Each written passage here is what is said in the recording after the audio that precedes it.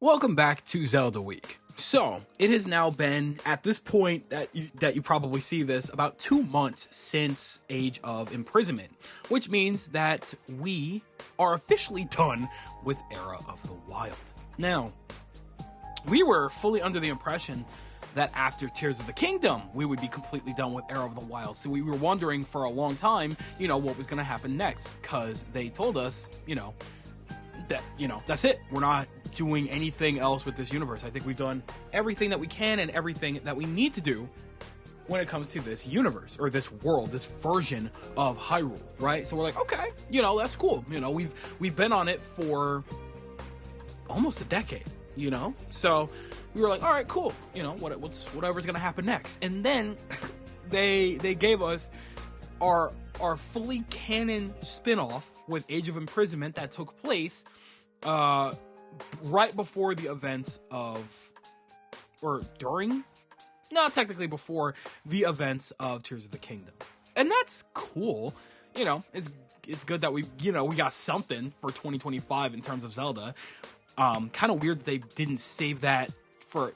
if I were them, I would have at least pushed it back like a month or two, maybe.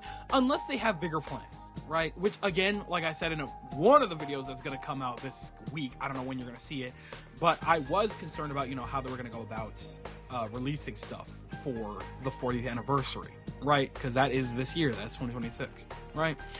But regardless, I digress. Taking a step back, Era of the Wild was cool. It was the biggest era for Zelda of all time.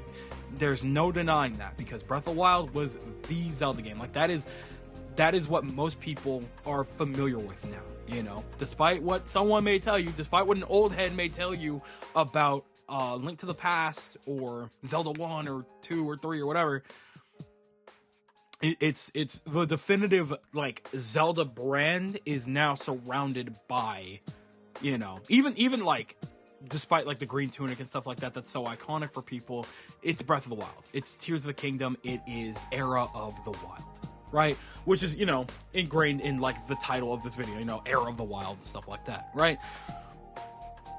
Moving forward, there's a lot of things that people definitely want to see. And I think I've made my wish list on this. If I haven't, I'll definitely be making one either for this week or the next inevitable Zelda week that we do. We'll see what happens, right?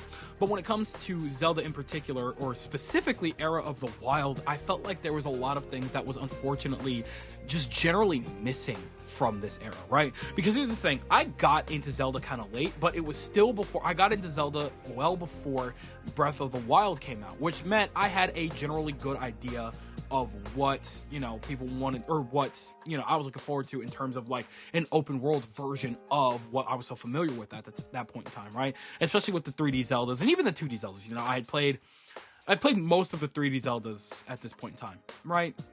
And even the 2D ones, like Minish Cap and stuff like that. But, primarily, I knocked down Wind Waker, Twilight Princess, Ocarina of Time, Majora's Mask, all of that, right? So I had my wishes, my general expectations for what, we were going to get going into Breath of the Wild. And, after finishing Breath of the Wild, I was, mostly satisfied. I was really cool with what they presented. It's easily one of my favorite games of all time, no doubt about it. I figured what we didn't see there, we would inevitably see in that sequel when they revealed it to it. I was like, okay, cool, there's a lot of aspects from Breath of the Wild that I wish had more elements from previous Zelda games in this kind of setting. Maybe we could see some of that in Tears of the Kingdom. That's my fault. I shouldn't have expected that. We got more Breath of the Wild. So, that's all me. But now that we're moving into a completely different setting, a completely different style of Zelda, much like a jump from Wind Waker to Twilight Princess, I think it's more than fair to have some expectations, right? Because there's a lot of things that this era was severely lacking in, right? For example, how the Triforce was treated, right? There is not a single mention of the word Triforce throughout this entire, like, quadra. Is it saga? I'm just gonna say saga for the sake of simplicity. There was no mention of the Triforce in of itself, right? The Triforce is always there, right? The Triforce is the magic power that Zelda utilizes, which is cool. But the entire point of the Triforce is that it's kind of part of their curse, right? Placed on them by Demise. The curse is that the wielders of the Triforce of power, courage, and wisdom are all going to be reincarnated, stuck in an eternal battle for eternity, right? No matter how long time passes or whatever, right? This is the thing that connected all of Zelda, right? The thing here is that there's no indication that Link carries any form of Triforce, and same for Ganondorf.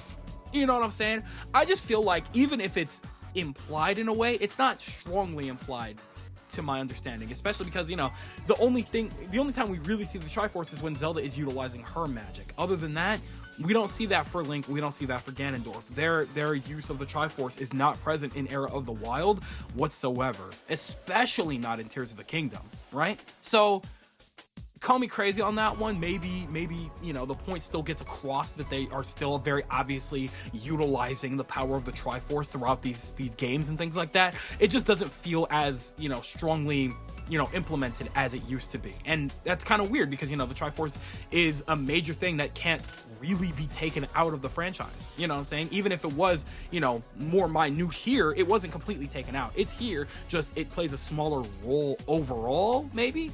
You know, because, you know, Ganondorf's entire thing, or Ganon in general, was going after the Triforce, trying to get every piece of it to be as strong as humanly possible. He's evil. He's an evil, manipulative dude that just wants power. You know what I'm saying? He's just a greedy Gerudo type B. So the Triforce not having as much of a significant presence this time around was really jarring to me, right? But whatever. We still got some really solid stories without it being like the major focal point, and that's totally fine. If that so happens to be the case in the next game, okay, you know, it really depends on how they play with it, right? Maybe if the Triforce doesn't show up at all, maybe they could find ways to really heavily implement how the Triforce is utilized. And that could be cool in of itself, right? So that's where I'm at with that. The next thing is the general magic aspects. Now, it definitely did get a little bit better the more we got to know Zelda and how her abilities and worked and stuff like that. But from a gameplay aspect, the magic aspect was just not present at all because Link was just not a magic user like he has been in previous titles, which really sucks because magic is really, really important to this world, and that's very obvious by, you know, pretty much literally any other major 3D Zelda title, and magic is like it's a primary force, you know what I'm saying? You're using magic constantly, right? And, you know, a lot of people were they were betting houses on the fact that we were going to have a playable or like teammateable Zelda within Tears of the Kingdom, and she would be the one utilizing her magic powers to either stop time or to utilize telekinesis or whatever on our journey.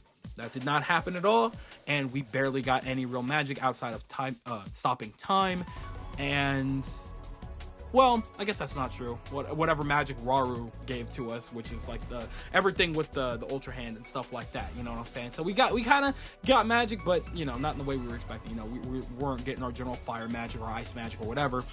I mean, we did get that in Echoes of Wisdom because, you know, Zelda's a mage in that. But other than that, you know, Link's not a mage whatsoever, but he would definitely find other ways to utilize magic in previous titles, and we just didn't really see that as much here. But again, not the biggest deal in the world. It's just definitely strange that we weren't utilizing it as much at all, you know, outside of like the wands and stuff like that we would have to steal from enemies and then they would break. You know what I'm saying? It just didn't feel like as much, but not the biggest deal. The biggest deal, two of the biggest deals, actually, I'll save this other one. One of them we've talked about way too many, just too much already, right? It's burned into the ground. We have driven it so far under the surface now because we've talked about it way too much in general, not just me, just everybody. And that is like dedicated dungeons. You know what I'm saying?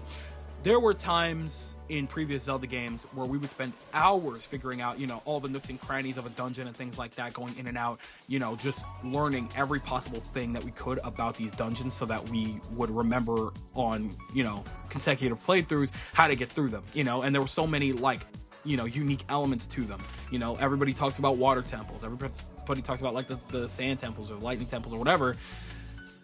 There's just so many aspects, fire temples throughout the years, right? And the thing is, with Era of the Wild, we still technically had dungeons. But in Breath of the Wild, not really. And in Tears of the Kingdom, they were lacking severely, right?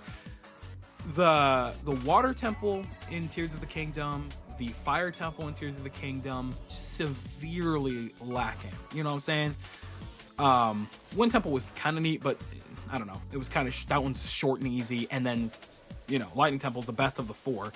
Breath of the Wild, it just had the divine beasts. Those divine beasts, while very neat, very short, very sweet, quick to the point, you're in and out of there in like less than 30 minutes if you lock in and really pay attention. You know, it's just like, you know, we're not spending a bunch of time in these dungeons just hunting down a bunch of extra treasure chests to get as many power-ups as possible and extra hearts and, you know, any extra lore that we might miss up or whatever. We're just not spending the time in these dungeons like we used to, and that really, really sucks, especially because Tears of the Kingdom had a lot of potential to really go all out with dungeon development and stuff like that, especially utilizing the depths and the sky islands and stuff. They just didn't do it. They just didn't do it like they could have. So it just felt like the overall situation with Era of the Wild was that dungeons were just not a primary focal point like they could have, and they just took a back seat, which really sucks, you know? I appreciate them for trying a little bit more in Tears of the Kingdom, but they just didn't land, you know? They just didn't land like they could have, right?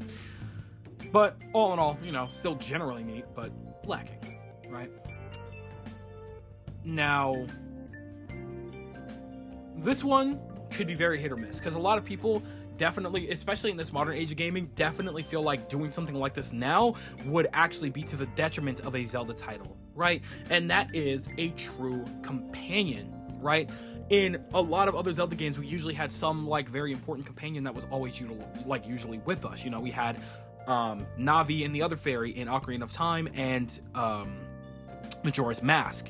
In the case of Twilight Princess, you know, we had Midna. In the case of Wind Waker, we had the Red Lion, right? We would always have a significant partner with us, the one that would do all of the talking for Link, or, you know, generally guide Link in, you know, the general right direction, right?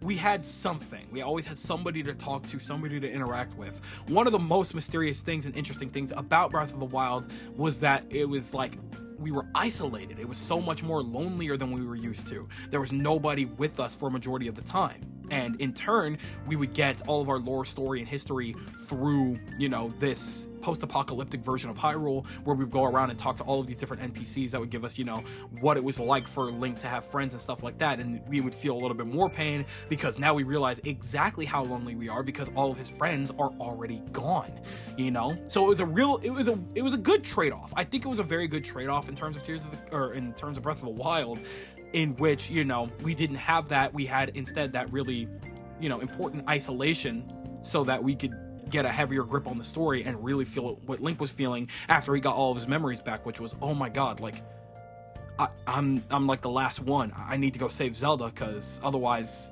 what did we do all of this for, you know? So, I don't know. And then in Tears of the Kingdom, it was weird because we would get our companions through the, I guess, the either you could call them the modern champions, modern sages, whatever you want to call them, right? Most likely like the modern sages.